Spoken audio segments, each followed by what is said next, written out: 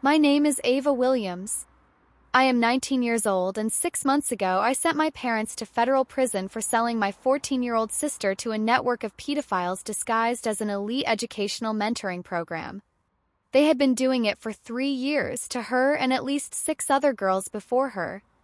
I know because I pretended to want to join their business, wore a wire for the FBI, and gathered enough evidence to destroy not just them but an entire ring of predators hiding behind respectability and wealth. The night I discovered what they were doing to Emma started with a sound I will never forget. It was 2 in the morning, and I had come home early from my overnight shift at the warehouse where I worked to pay for college. My car had broken down, and a coworker had given me a ride, dropping me off 3 hours before my parents expected me home. I used my key quietly, not wanting to wake anyone, and that is when I heard it, my sister Emma crying in a way that was not normal crying. It was the sound of someone who had given up, who was crying not because they expected help but because their body could not stop itself from expressing pain. I followed the sound to the basement, what my parents called the study room where Emma met with her various tutors. The door was locked from the outside, a detail that had always bothered me but that my parents explained was to prevent Emma from wandering off during study sessions.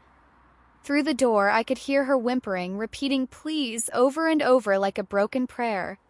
I picked the lock with a bobby pin, a skill I had learned in high school when I would sneak into the computer lab to use the internet because we supposedly could not afford it at home. When I opened the door, Emma was alone, curled in a ball on the leather couch my parents had bought specifically for this room. Her clothes were disheveled, her hair was a mess, and there were bruises on her wrists in the shape of fingers. "Emma," I whispered, and she jerked away from me like I was going to hit her. "Ava? You are supposed to be at work. You cannot be here. They will be so angry if they know you saw." "Saw what?" "Emma, what happened? Who did this to you?" She shook her head frantically, tears streaming down her face. "Nobody. Nothing. I fell asleep studying and had a nightmare. Mr. Davidson left an hour ago. Everything is fine." Mr. Davidson was her SAT tutor, a 60-year-old retired professor who my parents said was doing them a favor by tutoring Emma for free because he believed in her potential. But Emma was failing every class, her SAT scores had actually gone down, and she had not shown me a single piece of homework from these tutoring sessions in months. "Emma, please talk to me. What is really happening in these tutoring sessions?" She looked at me then with eyes that belonged to someone much older, someone who had seen things that had aged them beyond their years. "You really do not know?" "Know what?" "What Mom and Dad do. What the tutoring is. What I am." The way she said it, so matter-of-fact, so resigned, made my blood run cold. "Tell me everything." But she would not. She just kept saying I needed to leave, that I needed to pretend I had never come home early, that if I loved her I would forget what I saw. She was protecting me, I realized. My 14-year-old sister was protecting me from something so terrible she would rather endure it alone than involve me. I stayed with her until 5 a.m., holding her while she cried, trying to get her to tell me what was happening. Finally, as the sun was rising and we heard our parents stirring upstairs, she said one thing that confirmed my worst fears. "They are not tutors, Ava. They have never been tutors. And Mom and Dad know exactly what they are." I wanted to confront my parents immediately, to scream at them, to call the police. But Emma begged me not to, terrified of what would happen. She was convinced that nobody would believe us, that our parents had too much influence, too many connections, that trying to expose them would only make things worse. So I pretended everything was normal. I went to work, went to my classes at community college, came home and had dinner with my parents and Emma like we were a normal family. But I was watching now, documenting, gathering evidence. The first thing I noticed was the money. For a family that had always claimed to be middle class, struggling to get by, there were signs of wealth that did not make sense. My father worked as a high school guidance counselor and my mother was a part-time real estate agent. Their combined income should have been maybe $90,000 a year. But there were luxury purchases hidden throughout the house. A Rolex my father kept in his sock drawer, designer bags my mother hid in her closet, receipts for expensive restaurants stuffed in jacket pockets. Then there were the tutors. Emma had 5 of them, all older men, all wealthy, all with vague credentials. Mr. Davidson for SAT prep. Mr. Chen for advanced mathematics. Mr. Roberts for creative writing. Mr. Taylor for science enrichment. Mr. Anderson for college readiness. They came at odd hours, always when I was supposed to be at work or school, always for intensive one-on-one sessions that lasted exactly 2 hours. I started calling in sick to work, hiding in my car down the street to watch who came and went. Tutors all drove expensive cars, Mercedes, BMWs, a Bentley. They carried themselves not like educators but like men who owned the world. And when they left, they looked satisfied in a way that made me want to vomit. But the real revelation came when I hacked into my mother's email. She had thought she was being clever, using a separate account for what she called her private consulting business, but she had used the same password she used for everything else Emma's birthday. The irony of that would have been funny if it had not been so sickening. The emails were carefully coded, but not carefully enough. There were discussions of premium packages and exclusive access and special arrangements for discerning clients. There were payment confirmations through various apps and cryptocurrency transfers. $50,000 from Davidson, $30,000 from Chen, $25,000 from Roberts. The numbers went on, hundreds of thousands of dollars over 3 years. But the worst part was an email thread from when it all started. My parents had not started with Emma. There had been other girls' foster children they had taken in briefly, a neighbor's daughter they had helped with college prep, a cousin who had stayed with us one summer. At least 6 girls before Emma, all between 13 and 16, all vulnerable, all sold under the guise of educational mentoring. One email from my mother made me run to the bathroom to throw up. Emma is perfect for our program. She's young enough to be moldable, pretty enough to command premium prices, and best of all, she's ours, so there's no risk of parents asking questions. We can offer exclusive long-term arrangements that weren't possible with the foster placements. They had been planning this since Emma was 11. They had groomed their own daughter for this. I knew I needed help, but I did not know who to trust. The local police? What if my parents had connections there? Child Protective Services? What if they did not believe me? I had emails and financial records, but no direct proof of abuse. Emma would not testify. She was too terrified, too broken, too convinced that this was somehow her fault. That is when I made the decision that would either save my sister or destroy my entire family. I would pretend to join them. The idea came to me when I overheard my parents discussing their business expansion. They were looking for someone to help manage the administrative side, someone who could recruit new students and manage the tutors. Someone young and pretty who could relate to the girls but also interact professionally with the clients. "It's a shame Ava's so stubborn about her independence," my mother said. "She'd be perfect for this. She's smart, organized, and she's aged out of being product herself." Product? She called Emma and the other girls product. That night at dinner, I made my move. "I've been thinking," I said casually, cutting my chicken with forced calm. "This whole working at the warehouse thing isn't sustainable. I need better income if I'm going to finish college." My parents exchanged glances. "What kind of work are you thinking about?" my father asked carefully. "Well, I've noticed Emma has all these tutors, and they seem to pay really well. Maybe I could get into educational consulting too? Help match students with tutors, manage schedules, that kind of thing?" The silence that followed was loaded. My parents were evaluating me, trying to figure out if I knew something or if this was genuine interest. "Educational consulting is a very specialized field," my mother said slowly. "It requires certain flexibilities in thinking." "I'm flexible," I said, meeting her eyes. "And I'm family. Surely that counts for something." They did not answer that night, but I could see them considering it. Over the next few days, I carefully planted seeds. I complained about money, about how unfair it was that Emma got all this educational investment while I had to work minimum wage. I asked casual questions about their business model, showing interest but not too much knowledge. Finally, a week later, my father sat me down for the talk. "Ava, what I'm about to tell you requires absolute discretion. The business your mother and I run is unconventional, but it's incredibly lucrative and it provides a valuable service to important people." "What kind of service?" I asked, playing innocent.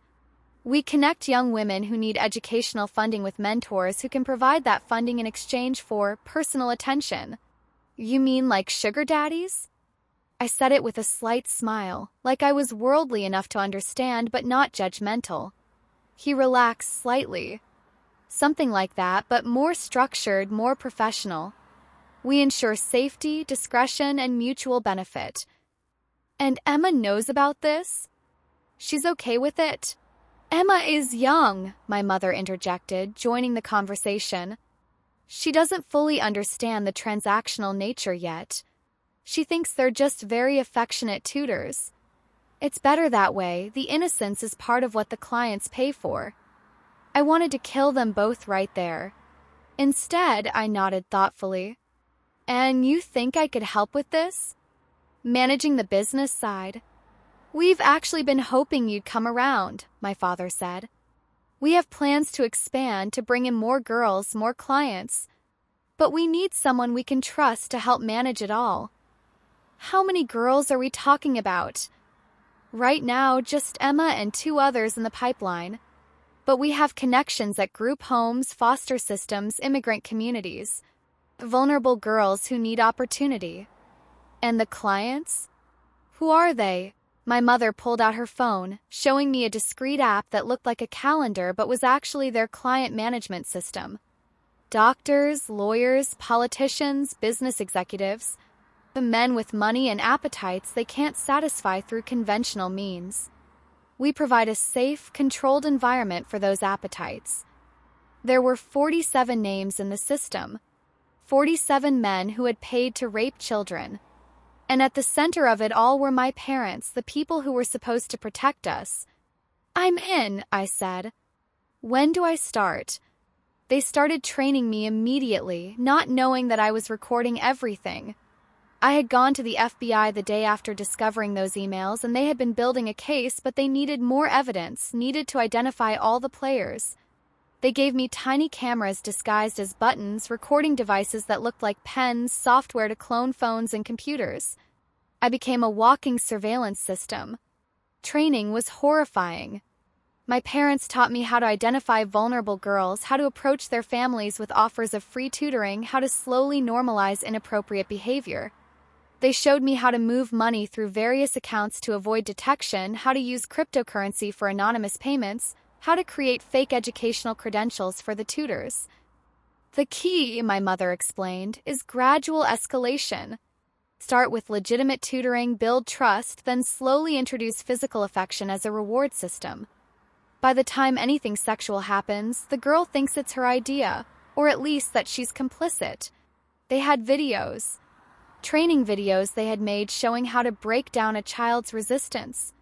I had to watch them, had to pretend to take notes and learn, while wearing a camera that was transmitting everything to FBI agents who were building cases not just against my parents but against every man in their network. The worst part was interacting with Emma, knowing what was happening to her, knowing she was being raped multiple times a week, and having to pretend I did not know. She could see something was different about me, that I was suddenly spending more time at home, suddenly involved in the family business. The look of betrayal in her eyes when she realized I was working with our parents almost broke me.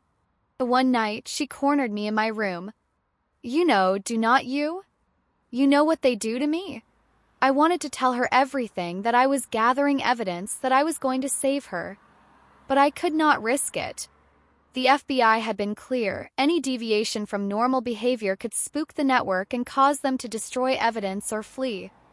"I know you have special tutors," I said carefully. "And I know our parents are making money from it. They are selling me, Ava." They are selling my body to old men and you are helping them. I started to say I was helping her, but I caught myself. I am doing what I have to do. She slapped me. My little sister, who had never raised a hand to anyone, slapped me hard across the face. I hate you, she said. You are worse than them because you know it is wrong and you are doing it anyway. She was right, in a way. I was complicit, even if it was to gather evidence. Every day I did not stop, it was another day Emma was being hurt. But the FBI needed to identify all the girls, all the clients, the entire network. The breakthrough came when my parents decided to throw a networking event, essentially a party where clients could meet potential new students and where my parents could recruit new clients. It was going to be at a mansion owned by one of their biggest clients, Judge Harrison, a federal judge who had been buying time with Emma for 2 years. This is your chance to prove yourself, my father told me. You'll be managing the guest list, coordinating the girls, making sure everyone is comfortable and discreet. What they did not know was that the FBI would be using this party to arrest everyone at once. Every attendee would be walking into a trap. I spent 3 weeks preparing for the party, all while wearing recording devices. I met with other suppliers, people who ran similar operations in neighboring states. I coordinated with the teenage girls who were being brought in from various situations. Some were runaways, some were from the foster system, some were, like Emma, being sold by their own families. One girl, Maria, was 15 and had been in the system for 3 years. Her mentor was a 68-year-old senator who paid $20,000 a month for exclusive access. She was completely broken, spoke in monotone, moved like a robot. When I tried to get her to eat something, she asked permission first, like she had been trained to never take anything without asking. Another, Jade, was 13 and still fighting. Her parents had sold her to the network just a month ago, and she still had fire in her eyes. She tried to run at the party, and I had to catch her, had to bring her back, had to play the role of enforcer while wearing a wire that captured her begging me to let her go. Please, she sobbed. I just want to go home. Your parents sent you here, I told her, the words poison in my mouth. This is what they want for you. Then I want to die, she said, and the matter-of-fact way she said it, like she had already decided, broke something in me. I went to the bathroom and whispered into my wire, You need to move now. There's a 13-year-old girl here who is going to kill herself if this goes on any longer. We need 3 more hours, the agent's voice said in my earpiece. We're still identifying attendees, still waiting for some key players. She does not have 3 hours, I hissed. Then keep her safe. You're almost done.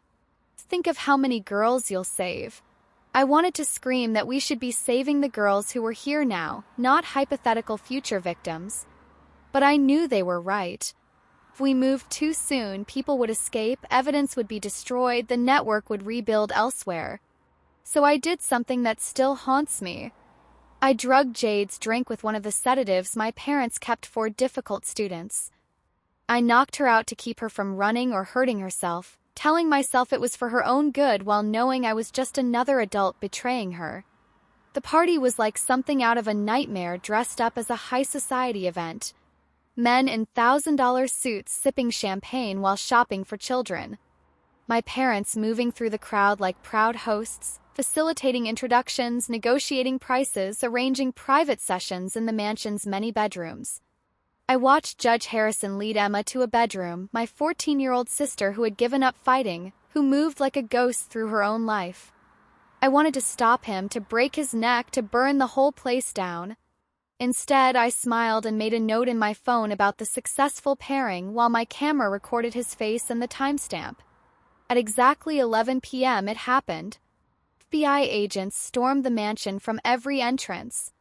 The looks on the attendees' faces as they realized they were caught would have been satisfying if I had not been so focused on finding Emma.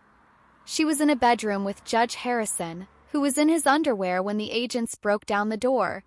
She was fully clothed but catatonic, just staring at the ceiling like she had left her body entirely. When I tried to comfort her, she did not even recognize me. My parents were arrested in the main ballroom, my mother screaming about entrapment, my father trying to destroy his phone even as agents wrestled him to the ground. They saw me standing with the FBI agents and the realization hit them both at once. "You ungrateful bitch," my mother screamed. "We gave you everything. You gave me a sister you turned into a sex slave," I said, my voice steady despite my shaking hands. "You gave me a childhood where I watched you destroy other children for money. You gave me parents who are monsters." My father just stared at me with cold hatred. "You destroyed your own family. You destroyed us the day you decided to sell Emma. I just exposed what you had already broken." The arrests made national news. 47 men arrested, including judges, politicians, CEOs, doctors, and lawyers. 15 facilitators like my parents who supplied the girls. And tragically, 23 victims identified, the youngest just 12 years old. The trial was a media circus. My parents tried to claim I had been part of it all along, that I was trying to take over the business for myself. But the FBI recording showed the truth, showed me being trained, showed my horror carefully hidden behind compliance, showed me begging them to move faster to save Jade. I had to testify for 5 days, describing everything I had seen, everything I had learned, everything my parents had done. Emma could not testify. She had been hospitalized for severe PTSD and was essentially catatonic. But the other girls, the ones who could still speak, told their stories. Maria described years of abuse. Jade, who survived her suicide attempt, told the jury how she had been sold by parents who told her it was her duty to the family. My parents were both sentenced to life in prison without parole. My mother cried at sentencing, not for what she had done but for getting caught. My father maintained his innocence, claiming the girls had been willing participants who were now lying for attention. Judge Harrison got 40 years and was killed in prison within 6 months. Apparently even murderers have standards about people who hurt children. The senator got 30 years. The others got sentences ranging from 10 to 25 years, depending on their level of involvement. But prison sentences did not undo the damage. Emma spent 6 months in a psychiatric facility, unable to speak, unable to eat without being fed, unable to exist in her own body. The other girls were scattered to various treatment programs, foster homes, relatives who had not known what was happening. I became Emma's legal guardian, using the Victim Compensation Fund to pay for her treatment. The government seized all my parents' assets, the house, the cars, the bank accounts, and distributed them among the victims. It was not nearly enough to compensate for what had been done, but it was something. Emma slowly started to recover, though recovery is a generous term for learning to exist with that level of trauma. She started speaking again after 8 months, though only to me and her therapist. She could not be around men at all. Even male doctors would trigger panic attacks that lasted hours. "Why did not you stop it sooner?" she asked me one day, the question I had been dreading. "I tried to get evidence to stop it forever," I told her. "If I had just stopped it without proof, they would have found a way to continue to hurt other girls." "So you let them keep hurting me to save hypothetical others?" "Yes," I admitted, because she deserved honesty. "And I will live with that guilt forever." "Good," she said, but then she took my hand. "But I would be dead without you." I was going to kill myself the night of the party.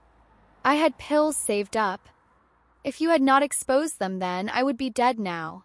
We moved across the country, changed our last name, started over in a place where nobody knew our story. I continued college, majoring in criminal justice with a focus on crimes against children. Emma did online school, unable to handle being in a classroom with other people. The trauma manifested in ways we had not expected. Emma could not eat certain foods because they reminded her of things the men had given her. She could not listen to classical music because Judge Harrison had always played it. She could not wear her hair in a ponytail because that is how the men liked it. I had my own trauma. Guilt over every day I had let the abuse continue while gathering evidence. Horror at how easily I had played the role of collaborator. Rage at parents who were supposed to protect us but instead had been the danger we needed protection from. We both went to therapy individually and together. Dr. Martinez, our therapist, specialized in survivors of trafficking and helped us understand that what had happened to Emma was not just abuse but torture, systematic destruction of a child's psyche for profit. Your parents were essentially running a torture ring, she explained. They were breaking down children's sense of self, their boundaries, their ability to resist. It's the same techniques used by professional torturers, just applied to children for sexual purposes. The other survivors stayed in touch through a private online group. We shared resources, checked in on each other, celebrated small victories. Maria got her GED. Jade started art therapy and discovered she was a talented painter. Other girls found their own ways to cope, to heal, to exist. But not all of them made it. Sophie, one of the girls who had been in the network longest, killed herself a year after the trial. Her suicide note said she could not live in a body that did not feel like hers anymore, that every inch of her skin remembered being touched by men who had bought her. Her death hit Emma hard. That could be me, she said. That should be me. No, I told her firmly. You survived. You're surviving. That's not nothing. But for what? I cannot go to school. Cannot have relationships. I cannot even leave the house most days. What kind of life is this? I did not have a good answer. Truth was, the life my parents had left her with was barely a life at all. But it was still life, still the possibility of healing, still the chance for something better. 3 years after the arrests, I got a call that my mother wanted to see me. She was dying stage 4 breast cancer that the prison had not caught in time.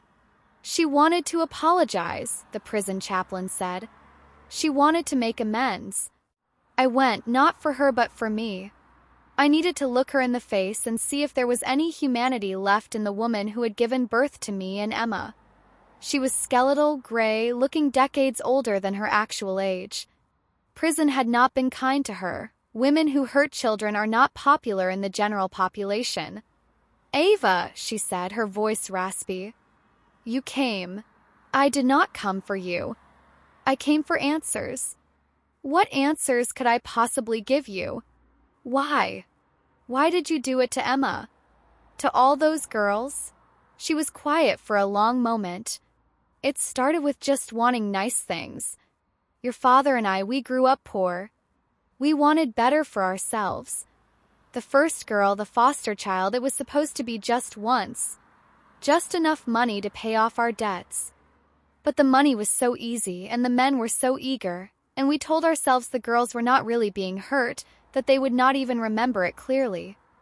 You told yourself that while you watched Emma come home bruised and crying, I told myself she was getting opportunities she would not have otherwise, that the money would set her up for life. You destroyed her life. She cannot even function. I know, she said, and for the first time I saw what might have been genuine remorse. I know what we did. I know what I did. I turned into someone I do not recognize. The money, the lifestyle, it became an addiction. And using Emma, it was easier than finding other girls. We did not have to worry about other parents, about questions. She was your daughter. She was supposed to be temporary. We were going to stop when she turned 16, send her to boarding school, let her forget. Forget being raped repeatedly for 3 years? My mother flinched. When you say it like that, that is what it was. That is what you facilitated. Your own child. She started crying then, but I felt nothing. Her tears were for herself, for her situation, not for Emma or the other girls. I'm going to ask you one more time, I said. And I want the complete truth. How many girls total? Not just the ones we found, but all of them. 36, she whispered. Over 5 years, 36 girls. 36. The FBI had only identified 23. There were 13 more out there, living with trauma they probably had not even told anyone about. Names. Addresses. Everything you remember. She gave me what information she had, and I passed it on to the FBI. They found 9 of the 13, most living with severe PTSD, some with substance abuse issues, all carrying invisible wounds from what my parents had done to them. My mother died 2 weeks later. I did not go to the funeral. Neither did Emma. She was cremated and buried in a prison grave with a number instead of a name. My father lasted longer, filing appeal after appeal, maintaining his innocence, claiming he had been set up. He wrote letters to Emma and me that we never opened, that went straight to the FBI in case they contained threats. He was killed 5 years into his sentence by another inmate who found out what he was in for. I felt nothing when I heard. Emma said she felt free. But freedom is relative when you are living with that kind of trauma. Emma struggled every day. She had good days where she could go to the grocery store, could eat a meal without crying, could sleep without nightmares. But she had more bad days, days where she could not get out of bed, days where she scrubbed her skin raw trying to feel clean, days where she begged me to let her die because the memories were too heavy. I became her full-time caretaker while finishing my degree.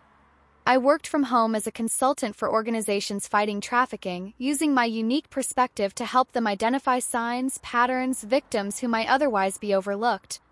One day, about 4 years after the arrests, Emma had a breakthrough in therapy. She had been working with a new technique called EMDR, which helped process trauma.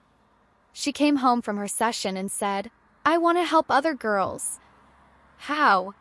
I want to tell my story. Our story. I want people to know that this happens in nice neighborhoods and good families by parents who look normal. I want girls to know the signs, to know it is not their fault, to know they can survive. We wrote a book together, The Mentor Trap, a sister's story of family trafficking. It was brutal to write, requiring us to relive everything, but it became a bestseller. More importantly, it became a resource for identifying and stopping similar operations. The book led to speaking engagements, usually me speaking while Emma sat beside me, her presence more powerful than any words. Seeing her, this young woman who had survived hell and was still standing, gave other survivors hope. "My parents sold me when I was 14, Emma would sometimes say when she felt strong enough to speak. They called it mentoring. They called it education. But it was rape, it was torture, and it was evil. And if I can survive it, you can too." We used the book proceeds to start a foundation that provided safe housing and therapy for survivors of familial trafficking. We called it the Emma House, and our first facility opened on Emma's 18th birthday. It was a secured building where girls could live while getting intensive therapy, continuing their education, and learning to exist in their bodies again. The first resident was Jade, the girl I had drugged at the party to keep her from killing herself. She had been in and out of foster care since the arrests, unable to trust any adults, unable to function in normal settings. When she arrived at Emma House, she looked at me with such hatred. "You drugged me," she said. "You were supposed to save me, and you drugged me." "I did," I admitted. "And I am sorry. It was wrong. I was trying to keep you alive long enough to get you out, but I became another adult who took away your agency." "But you also got me out," she said. "You sent my parents to prison. You saved my life even if I did not want it saved. Do you want it saved now?" She thought about it. "Sometimes. More than before. That is progress, right? That is huge progress." Jade lived at Emma House for 2 years, slowly rebuilding herself. She went from wanting to die every day to wanting to die sometimes to actually wanting to live. She got her GED, started community college, discovered she was brilliant at computer programming. She now works in cybersecurity, using her skills to help track online predator networks. Maria came to Emma House next, aging out of foster care with nowhere to go. She had been in the network longest, sold by her grandmother when she was 11. 7 years of abuse had left her barely functional, but slowly, with intensive therapy and support, she started to heal. She discovered cooking was therapeutic, that creating something nourishing helped her reclaim her relationship with consumption and pleasure. She now runs the kitchen at Emma House, teaching other survivors that food can be about nutrition and comfort, not transaction and violation. Emma herself slowly improved. She would never be normal. The trauma had rewired her brain in fundamental ways. But she learned to manage the PTSD, to recognize triggers, to have good days that outnumbered the bad. She started taking online college courses, studying psychology with the goal of becoming a therapist herself. "I want to help girls like me," she said. "Girls whose parents failed them in the worst possible way.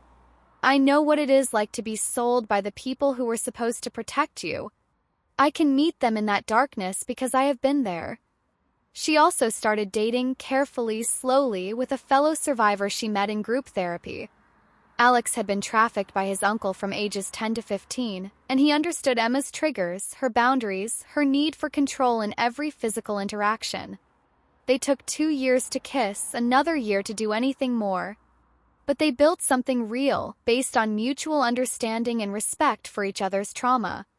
"He sees me," Emma told me. "Not as damaged goods, not as a victim, but as a whole person who survived something terrible. He does not try to fix me or save me. He just exists with me." They got married in a small ceremony at Emma House, surrounded by survivors who had become family. Emma wore a suit instead of a dress because dresses still triggered her.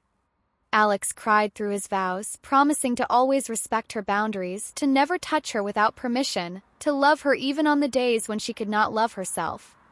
I was Emma's best woman, and in my speech I said, "Emma survived what no child should survive.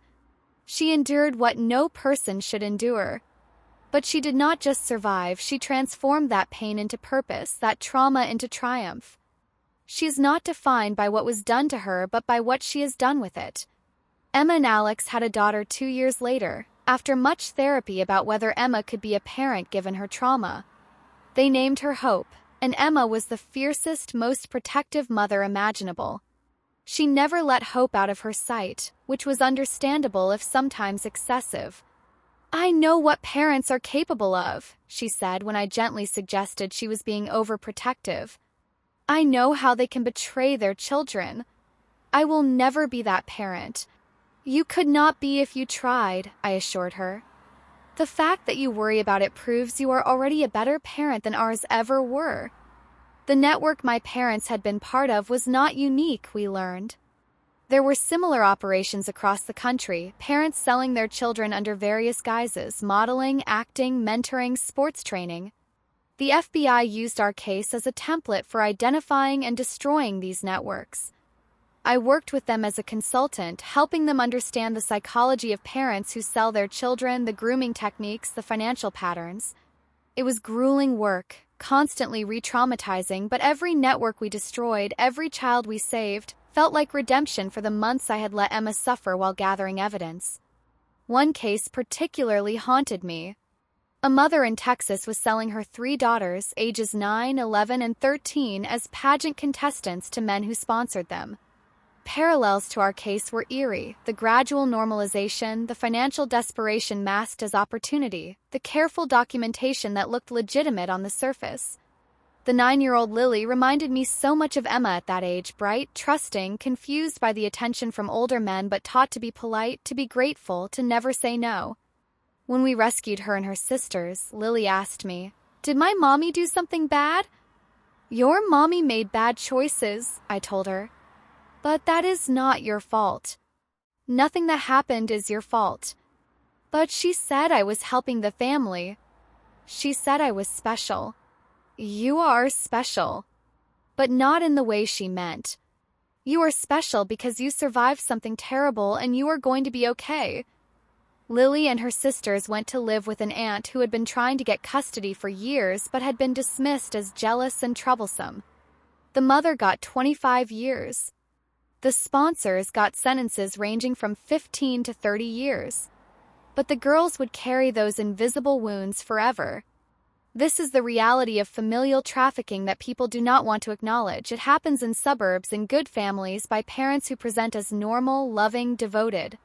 My parents had been PDA members, church attendees, the couple who brought cookies to neighborhood events.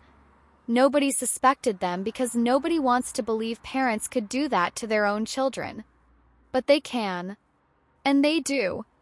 More often than anyone wants to admit. 10 years after the arrests, I was invited to speak at a congressional hearing about familial trafficking. Emma came with me, strong enough now to sit through the testimony, though not to speak herself. I told them our story, the whole ugly truth of it. I showed them pictures of my parents looking like the perfect suburban couple. I showed them Emma's school records, showing her decline from straight-A student to barely functional. I showed them the financial records, the hundreds of thousands of dollars that had flowed through accounts while we lived as a normal middle-class family. My parents sold their 14-year-old daughter to at least 15 men over 3 years, I testified. They called it mentoring. They created elaborate documentation to make it look legitimate. They would still be doing it if I had not gone undercover for the FBI, if I had not pretended to join their business, if I had not gathered evidence while my sister continued to be raped because we needed enough proof to destroy the entire network. A congressman asked, "How do we identify these situations? How do we save these children?" "You start by believing children," I said. Emma tried to tell teachers she was uncomfortable with her tutors. They dismissed it as teenage rebellion. She showed classic signs of sexual abuse, declining grades, dissociation, self-harm. Nobody investigated because her parents seemed so normal, so involved. What would you recommend as policy? Mandatory reporting needs to include financial patterns. If a middle-class family suddenly has wealth they cannot explain while their child shows signs of trauma, that should be investigated. Educational consultants and tutors should be regulated and background checked. And there should be safe ways for children to report their own parents without fear of not being believed or being returned to their abusers. The hearing led to new legislation Emma's law that created stricter oversight of educational consulting, mandatory financial disclosure for anyone working with minors, and a national hotline specifically for children who suspected they were being trafficked by family members. It was not enough, it could never be enough, but it was something. Emma watched the vote from the gallery, tears streaming down her face as her name became attached to something that would protect other children. "They turned my pain into law," she said. "Maybe it means something. Maybe it was not all for nothing." "It was never for nothing," I told her. "You survived. That alone has meaning. But yes, this law will save children. Your pain will protect others." We continued running Emma House, expanding to 3 locations across the country. Each one was a safe haven for girls and some boys who had been sold by their families, who had nowhere else to go, who needed intensive therapy and support to rebuild their lives. The success stories kept us going. Jade graduated college with honors and now helps the FBI track cryptocurrency used in trafficking. Maria opened her own restaurant that employs survivors and donates profits to anti-trafficking organizations. Other girls became nurses, teachers, social workers, artists, mothers, all carrying trauma but not defined by it. But there were failures too. Girls who could not overcome what had been done to them. Suicides, overdoses, girls who returned to exploitation because it was all they knew.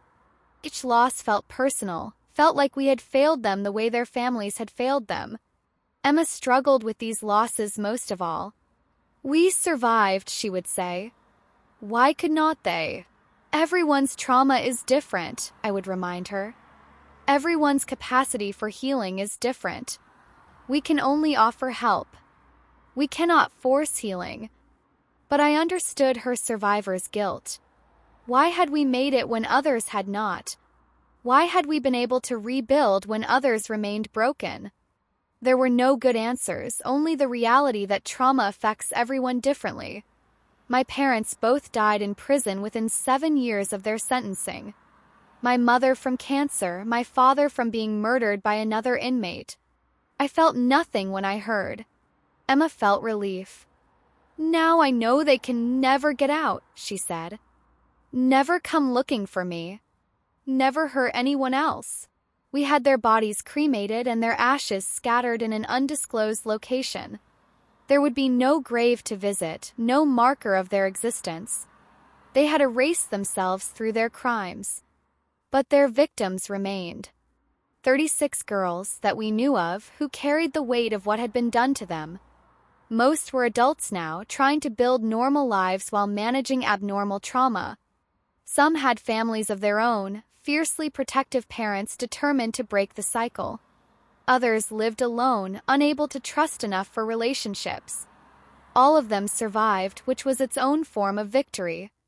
I think about the night I found Emma in that basement, crying in a way that sounded like she had given up. I think about how close I came to ignoring it, to believing the lie that she was just studying.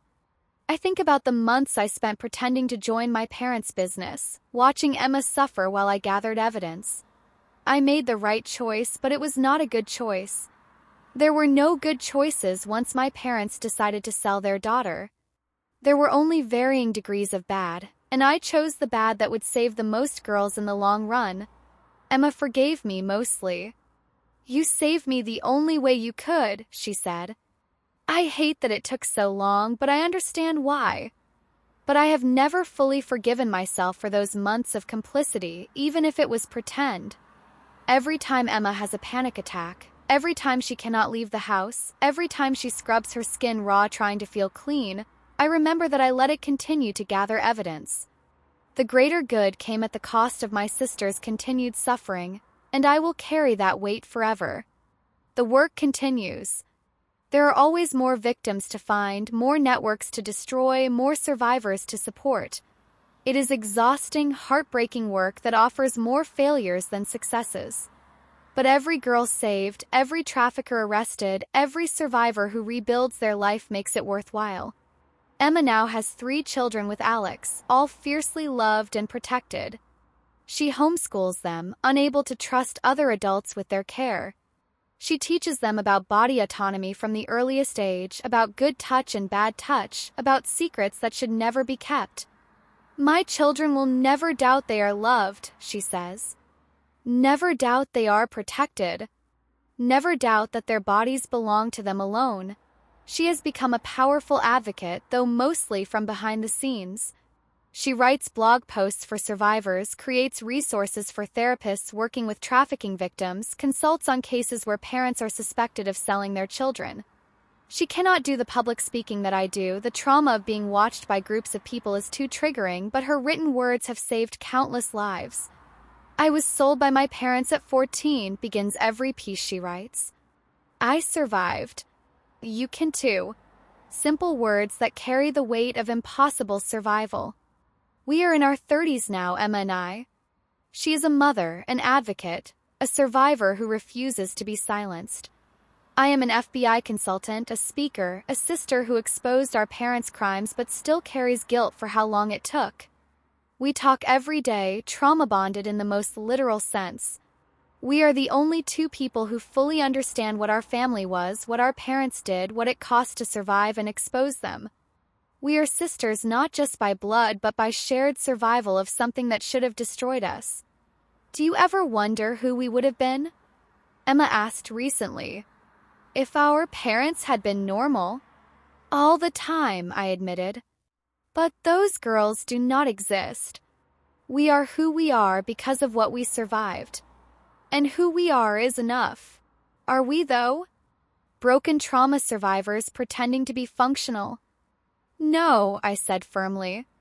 "We are warriors who survived a war we should never have had to fight. We are advocates who save other girls from what we experienced. We are proof that parents who sell their children do not get to win, do not get to destroy those children forever." She smiled, a rare, real smile that reached her eyes. "When you put it that way, we sound almost heroic." "We are heroic. You especially. You survived 3 years of being sold by your parents and you still chose to live, to love, to help others. That is the definition of heroic. The work is far from over. There are still networks to expose, children to save, survivors to support. The Emma houses are full, with waiting lists of girls needing safe places to heal. The demand far exceeds our resources, a heartbreaking reminder of how common familial trafficking is. But we continue. We speak truth to power about parents who sell their children. We provide safe spaces for healing. We bear witness to survival and transformation. My name is Ava Williams. When I was 19, I discovered my parents were selling my 14-year-old sister Emma to pedophiles disguised as tutors. I went undercover for the FBI, pretending to join their business while wearing a wire, gathering evidence that sent my parents and 47 other people to federal prison. Cost me everything, my family, my innocence, my ability to trust. But it saved Emma and 35 other girls from continued torture. It exposed a network that had operated for years in plain sight.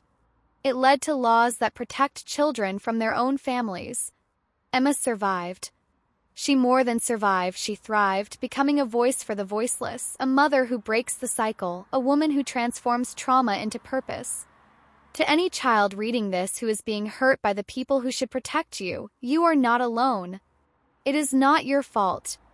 And no matter what they call it, mentoring, education, opportunity, if adults are touching you inappropriately, if money is changing hands, if you are being sold, it is wrong and it is criminal.